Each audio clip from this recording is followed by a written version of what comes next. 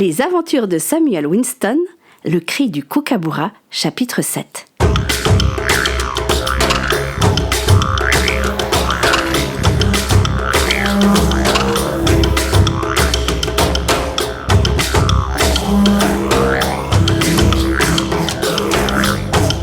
Une forte odeur de brûlé envahissait la clairière.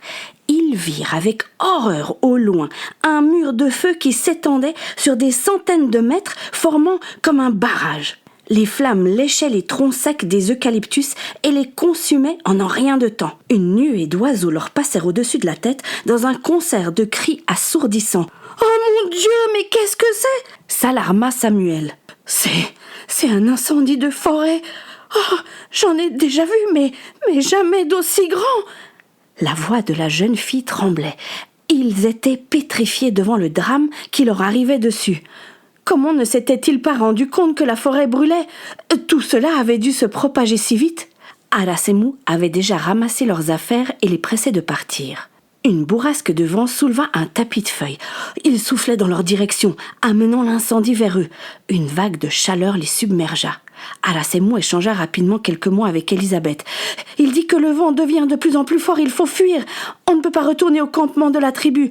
Le feu nous barre le passage. » Elisabeth toussa violemment. Samuel retira sa chemise et la mit contre la bouche de son ami. « Tiens, respire dedans, ça te protégera de la fumée. » Et toi, comment vas-tu faire ? Ne t'inquiète pas pour moi, pour l'instant ça va. Arasemou leur fit signe de le suivre. Il fallait absolument s'éloigner du danger. Ils se mirent à courir, éclairés par les flammes qui prenaient de l'ampleur et semblaient gagner du terrain à chaque minute. Ils trébuchaient, se faisaient griffer par les arbustes, mais malgré tout, ils continuaient à avancer. Samuel regarda derrière lui. Un immense nuage de fumée épaisse s'élevait dans le ciel, cachant peu à peu les étoiles. Arasemou courait toujours devant, sans cesser de les encourager d'une voix forte.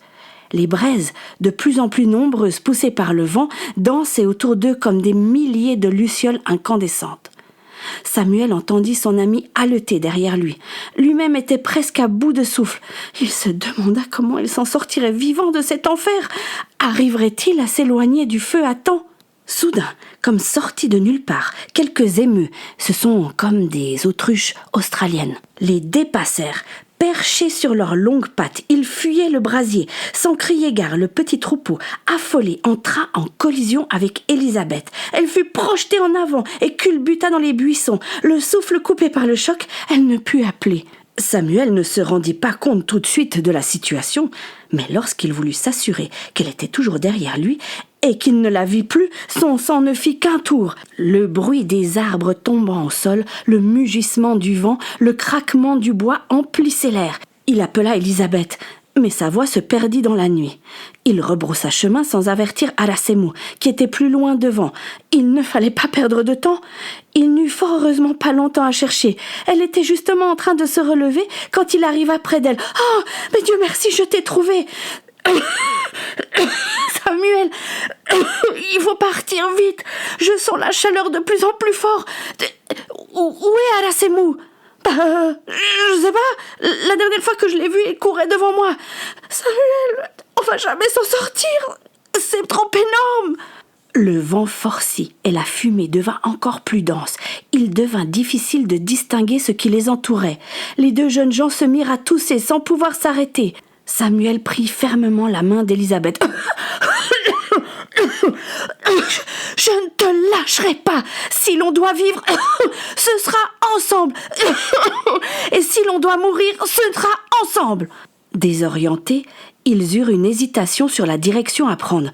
Oh, Samuel, regarde, il y a des petits animaux qui partent dans ce sens. Ah, mais il faut les suivre. Ils détalèrent en priant de toute leur force qu'ils puissent échapper à cette fournaise.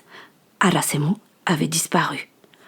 Aucun des deux n'aurait pu dire combien de temps ils coururent la main dans la main. L'instinct de survie était si fort qu'il leur donnait des ailes. Mais ils ne pouvaient pas courir indéfiniment. Hors d'haleine, épuisés, ils étaient sur le point d'abandonner quand soudain, ils furent arrêtés par une falaise. Samuel dérapa et bascula dans le vide. Élisabeth le retint de toutes ses forces et au prix d'un effort surhumain réussit à le ramener sur la terre ferme. À genoux, Samuel tenta de reprendre son souffle. Élisabeth, à bout de force, était couchée sur le dos, les bras en croix.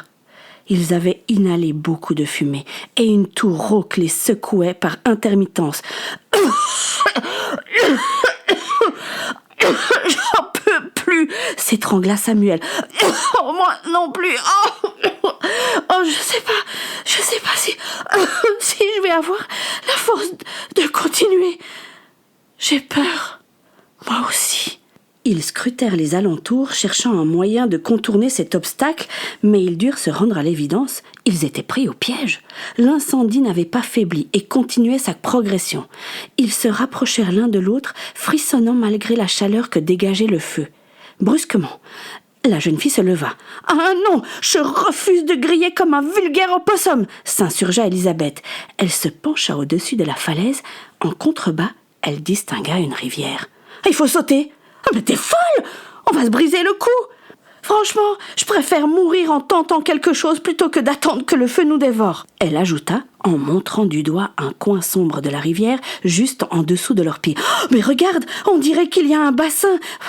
J'espère qu'il est profond. » Elle se retourna vers Samuel et lui tendit la main.